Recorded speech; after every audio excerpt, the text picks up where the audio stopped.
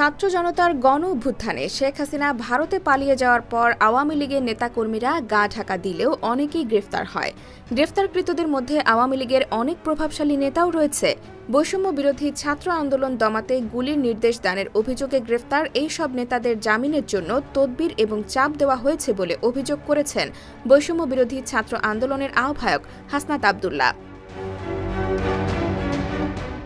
রোববার ফেসবুকে দেওয়া এক পোস্টে এমন অভিযোগ করেন হাসনাত আব্দুল্লাহ। পোস্টে তিনি বলেন, সাবের হোসেন চৌধুরী, আসাদুজ্জামান খান কামাল, আসাদুজ্জামান নূর, শেখ সেলিম, আব্দুল মান্নান গংদের কেউ কেউ গ্রেফতার হওয়ার পরও যারা তদবির করছেন তাদের সাথে রাজনৈতিক সখ্যতা ও আত্মীয়তার দোহাই দিয়ে জামিন পাওয়ানোর জন্য চাপ দিয়েছেন।